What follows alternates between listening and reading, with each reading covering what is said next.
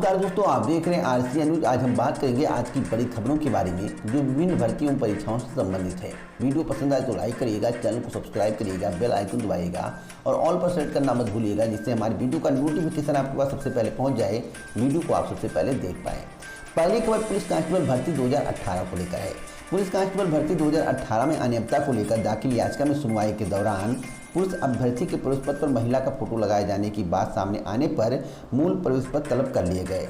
Photo मिलान न करने के कारण अभ्यर्थियों को शारीरिक दक्षता परीक्षा में शामिल करने से इनकार करने के खिलाफ दाखिल याचिका पर यह आदेश न्यायमूर्ति विवेक अग्रवाल ने दिया। हरकेश यादव और 7 अन्य ने इस मामले में याचिका दाखिल की है। याचिकाकर्ता का कहना है कि फोटो का मिलान न होने के कारण उनको शारीरिक दक्षता परीक्षा में शामिल होने से रोक दिया गया।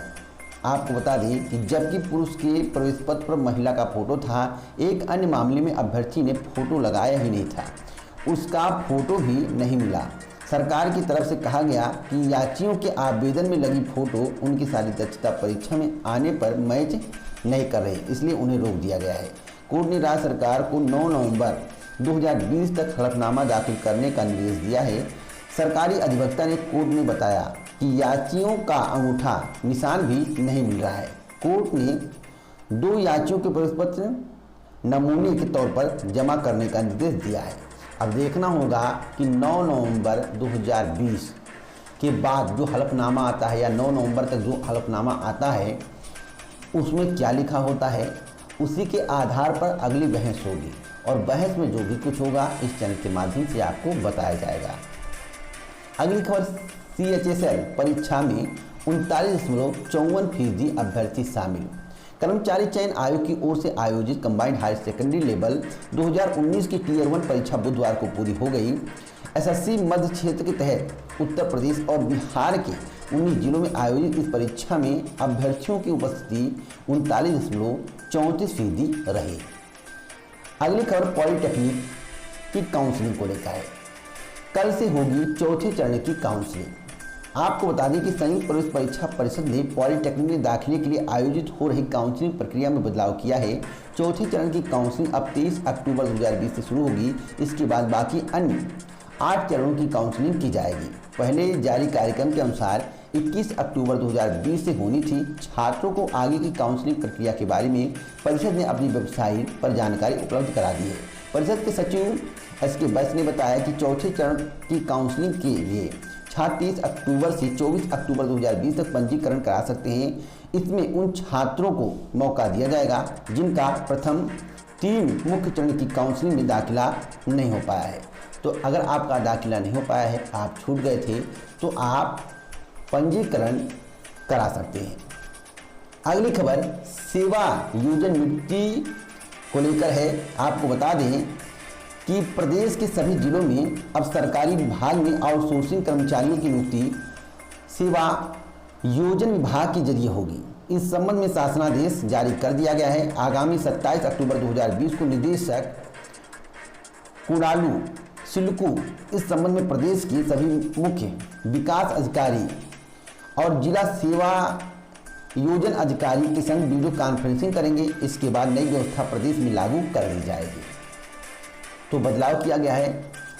आप अगर आउटसोर्सिंग के माध्यम से नौकरी करना चाहते हैं, अगर इसके इच्छुक हैं, तो आप इसी माध्यम से अब नौकरी पा सकते हैं। फिलहाल आउटसोर्सिंग का जो मामला चल रहा है, हर काम में आउटसोर्सिंग, हर भर्ती में आउटसोर्सिंग होना ही नहीं चाहिए। मैं तो यही कहता हूँ, मेरा विचार यही कि संविदा आउटसोर्सिंग, इसका यही मतलब है कि सरकारी नौकरी नहीं देना और आउटसोर्सिंग के माध्यम से 10-12 हज़ार में काम लेना, इसका मात्र यही तात्पर्य है और कुछ नहीं है। अगली खबर है कि 1 नवंबर को होगा कंप्यूटर टाइप टेस्ट। आपको बता दें कि उत्तर प्रदेश लोक सेवा आयोग ने कंप्यूटर सहायक परीक्षा 2019 के कंप्यूटर टाइप टेस्ट का कार्यक्रम जारी कर दिया है और बंधिक रूप से सफल 151 अभ्यर्थियों का हिंदी टाइपिंग टेस्ट 1 नवंबर 2020 को Shambhunath institute of engineering and technology Jhalwa Prayagraj में होगा। प्रथम सत्र में सुबह 10 से 12 बजे तक 76 अभ्यर्थियों का टेस्ट लिया जाएगा, जबकि द्वितीय सत्र में दोपहर 2 से 4 बजे तक 75 अभ्यर्थियों का टेस्ट लिया जाएगा। अभ्यर्थियों को कृतिदेव 010 फांट में टेस्ट देना होगा। तो आप लोग अपनी तैयारी बनाए रखें। 1 नवंबर 2020 से सुबह आरंभ हो रहा है, मतलब कि उसी दिन समाप्त हो जाएगा, क्योंकि अभ्यर्थियों की संख्या काफ़ी नहीं है, तो उसी दिन समाप्त हो जाएगा। 1 नवंबर 2020 को टाइपिंग टेस्ट होगा। अगली खबर, एसटी छात्रों को साइकिल व यूनिफॉर्म देगी योगी सरकार। यह बहुत बड़ा ऐलान किया गया है। आपको बता दें कि योगी सरकार अनुसूचित जनजाति अर्थात एसटी की छात्राओं को साइकिल व यूनिफॉर्म बांटेगी। इसका लाभ कक्षा 6, 9 व 11 की छात्राओं को मिलेगा। इस निःशुल्क योजना के लिए सभी जिलों से लाभार्थियों की सूची मांगी गई है। सरकार एक छात्रा की साइकिल पर 3300 रुपये व यूनिफॉर्म पर 700 रुपये खर्च करेगी। चालू वित्त वर्ष में इस योजना पर 1 करोड़ रुपए का खर्च आएगा। अगली खबर RO-ARO 2017 को लेकर है।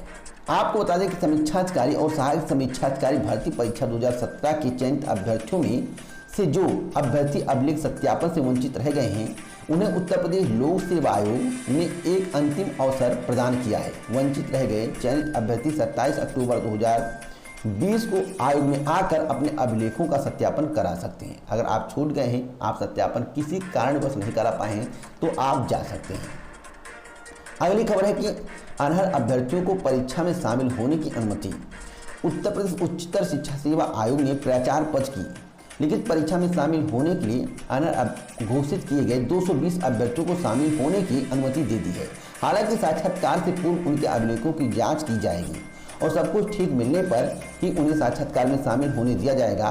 प्रदेश के आशासकीय महाविद्यालयों में प्राचार्य के 290 पदों पर भर्ती की लिखित परीक्षा 29 अक्टूबर 2020 को प्रस्तावित है। अगली खबर है, सत्यापन में पकड़े गए 2 फर्जी अभ्यर्थी। मामला क्या है, आइए इसके बारे में जान लेते हैं। रेलवे भर्ती प्रकोष्ठ RRC कार्यालय में बुधवार को डॉक्यूमेंट वेरिफिकेशन के दौरान 2 ऐसे अभ्यर्थी पकड़े गए हैं जो ग्रुप डी की परीक्षा में शामिल ही नहीं हुए। दोनों ही अभ्यर्थियों को काफ़ी देर तक RRC कार्यालय में बैठाए रखा गया। इसके बाद दोनों ही अभ्यर्थी सिविल लाइंस पुलिस को सौंप दिए गए। हालांकि RRC प्रशासन की ओर से अभी दोनों ही अभ्यर्थियों के खिलाफ पुलिस को किसी भी तरह की लिखित शिकायत नहीं मिली है। अगली खबर, नवनियुक्त शिक्षकों को 30 तक आवंटित होंगे स्कूल। बहुत ही अच्छी खबर है। बीसी शिक्षा परिषद नवनियुक्त 31,277 सहायक अध्यापकों को 30 अक्टूबर 2020 तक स्कूल आवंटित किया जाएगा। बीसी शिक्षा विभाग के अपर मुख्य सचिव रेणुका कुमार ने बुधवार को नवनियुक्त शिक्षकों को तैनाती का शासनादेश जारी कर दिया है, जिसके संबंध में कल ही मेरे द्वारा आपको जानकारी दी गई थी कि काउंसलिंग 26 से 28 अक्टूबर तक होगी। काउंसलिंग के लिए शिक्षक को पहचान पत्र के साथ उपस्थित होना होगा। स्कूल आवंटन 19 व 30 अक्टूबर 2020 को होगा। अगली खबर 69,000 शिक्षक भर्ती को लेकर है। बहुत ही महत्वपूर्ण खबर है। लंबे समय के बाद भर्ती पूरी हो रही है। अभी आधी भर्ती पूरी हो रही है, आधी बाकी है और अभी भी विवाद थमने का नाम नहीं ले रहा है। आपको बता दें कि बीसी शिक्षा विभाग के अफसरों की लापरवाही के कारण परिषदीय प्राथमिक स्कूल में 69,000 सहायक अध्यापक की भर्ती को लेकर अनिश्चितता बनी हुई है। पहले परीक्षा के एक दिन बाद कटाव लागू करने के कारण विवाद पैदा हुआ, जिस पर सुप्रीम कोर्ट ने सुनवाई होने के बाद आदेश आना बाकी है। अब 31,277 की लिस्ट में मेरिट को लेकर संदेह पैदा हो गया है। 69,000 भर्ती के लिए लिखित परीक्षा 6 जनवरी 2019 को हुई थी। देखिए, संदेह पैदा हो रहा है, इसका समाधान नहीं हो पा रहा है और जिस तरह से संदेह पैदा हो रहा है उस पर विवाद होना स्वाभाविक है। तो यह विवाद कब तक खत्म होता है, 69,000 शिक्षक भर्ती कब तक पूरी होती है, देखने वाली बात है। जो 31,277 लोगों को नियुक्ति मिलने वाली है, जिसका कार्यक्रम जारी किया गया है, उन सभी को RC न्यूज़ चैनल की तरफ से हार्दिक बधाई। लेकिन कुछ ऐसे अभ्यर्थी हैं जो कम मेरिट पर चयन हो गए हैं, उनका चयन कर लिया गया। उनकी कोई गलती नहीं, इसमें सरकार और अधिकारियों की गलती है। लेकिन उनके घर खुशी का माहौल था, वह दुख के माहौल में परिवर्तित होने वाला है। उनके घर डीजे बज गया, लड्डू बट गया, सब कुछ हो गया।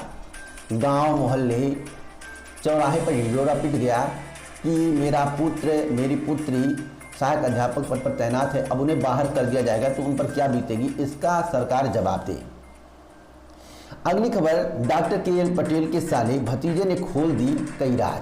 आपको बता दें कि 69,000 सहायक शिक्षक भर्ती में वंचित डॉक्टर KL पटेल के साले और भतीजे ही सारी सेटिंग करते थे। वहीं अभ्यर्थियों से मिलकर सौदा करते थे और बाद में गैंग के सरगना से उनकी डील होती थी। कोर्ट के आदेश पर साले भतीजे से एसटीएफ ने पूछताछ कर उनका बयान दर्ज किया है। अब इस मुकदमे में जल्द ही एसटीएफ स्कूल प्रबंधक चंद्रमा यादव समेत अन्य 8 के खिलाफ आरोप पत्र दाखिल करेगी। देखिए, 69,000 शिक्षक भर्ती में भ्रष्टाचार हुआ है, किसी माध्यम से हुआ हो, किसी तरीके से हुआ हो, लेकिन 69,000 शिक्षक भर्ती में भ्रष्टाचार हुआ है, इसमें दो राय नहीं है। अगली खबर 69,000 शिक्षक भर्ती त्रुटि संशोधन को लेकर है। अभ्यर्थी विरोध कर रहे हैं, धरना दे रहे हैं, लेकिन सरकार टस से मस नहीं हो रही है। सरकार आश्वासन पे आश्वासन दिए जा रही है। अब आश्वासन कोरा कागज सिद्ध होते नजर आ रहा है। आपको बता दें कि 69,000 शिक्षक भर्ती में चयनित अभ्यर्थी त्रुटि संशोधन की मांग को लेकर तीसरे दिन बुधवार को भी बेसिक शिक्षा परिषद कार्यालय में धरने पर बैठ रहे हैं। अभ्यर्थियों का कहना है कि अब तो शासन ने भी नियुक्ति पत्र जारी करने की घोषित कर दी है। अगर अब भी त्रुटि संशोधन नहीं किया गया तो उच्च मेरिट वाले अभ्यर्थी चयन से वंचित रह जाएंगे। अभ्यर्थियों ने अपना आंदोलन जारी रखने का निर्णय लिया है। देखिए, जो उच्च मेरिट वाले हैं वे अभ्यर्थी चाहते हैं कि उच्च वालों का चयन हो। सरकार ने, अधिकारियों ने कम वाले को चयन कर दिया है। सरकार कहती है हम कमेटी का गठन किए हैं, जल्द ही कम मेरिट वाले जो चयनित हैं उनका चयन रद्द किया जाएगा, उन्हें बाहर किया जाएगा। इधर नियुक्ति पत्र की तिथि भी निर्धारित कर दी गई है। अब नियुक्ति पत्र मिल जाएगा, ज्वाइनिंग कर लेंगे, तब बाहर करेंगे। सरकार की मंशा क्या है यही नहीं समझ में आती है। सरकार अपनी मंशा स्पष्ट करे, सरकार चाहती क्या है। सरकार जब तक मंशा स्पष्ट नहीं करेगी तब तक अभ्यर्थी आंदोलन करते रहेंगे। सबसे बड़ा सवाल है कि जो फॉर्म में त्रुटि है उसका संशोधन कब करवाया जाएगा, इसलिए अभ्यर्थी धरने पर बैठे हुए हैं। अगली खबर है कि डेंटल सर्जन की नियुक्ति पर जानकारी तलब। इलाहाबाद हाई कोर्ट ने उत्तर प्रदेश लोक सेवा आयोग से डेंटल सर्जन के 535 पदों पर नियुक्ति के मामले में दाखिल याचिका पर जानकारी तलब की है। याचिका में आरोप लगाया गया है कि आयोग ने सीधी भर्ती के पदों पर लिखित परीक्षा लेकर नियुक्ति और लिखित परीक्षा के परिणाम से अभ्यर्थियों को अवगत नहीं कराया जा रहा है। नीतीश कुमार श्रीवास्तव व अन्य की याचिका पर न्यायमूर्ति अजय भनोट से सुनवाई की। देखिए, यह भी मामला चल रहा है, लंबे समय से चल रहा है, अभी तक निस्तारित नहीं हुआ है। उत्तर प्रदेश लोक सेवा आयोग में भी कमियां हैं, ऐसा अभ्यर्थियों का कहना है, प्रतियोगी छात्रों का कहना है। आप मानकर चलिए कि उत्तर प्रदेश लोक सेवा आयोग की ऐसी कोई भर्ती नहीं है जिसके लिए धरना ना देना पड़े, अध्यक्ष से मिलना ना पड़े, ज्ञापन ना देना पड़े। कोई ऐसी भर्ती बताइए जो बिना धरने ज्ञापन के पूरी हो गई हो, कुछ भर्तियों को छोड़कर। नहीं तो ज़्यादातर भर्तियों के लिए धरना प्रदर्शन करना पड़ता है। अगली खबर है कि आज नहीं आएंगी अंतर जनपदीय तबादले की सूची।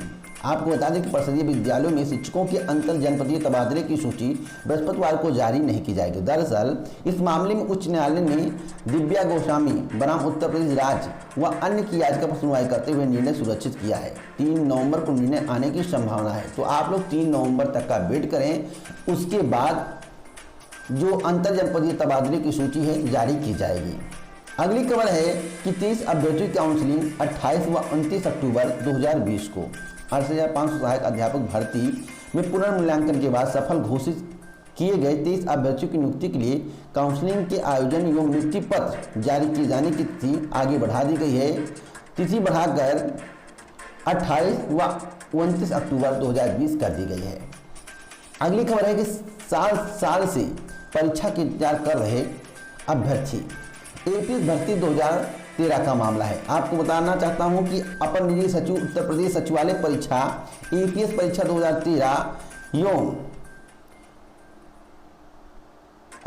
विज्ञापन 2013 में निकला मेन 60 हैंड की परीक्षा में अभ्यर्थियों ने दी, लेकिन 7 साल बाद भी अभी तक अंतिम कंप्यूटर ज्ञान परीक्षा न होने की वजह से रिजल्ट घोषित नहीं हो सका है और अभ्यर्थी बार बार उत्तर प्रदेश लोक सेवा आयोग का दरवाजा खटखटाने को मजबूर है।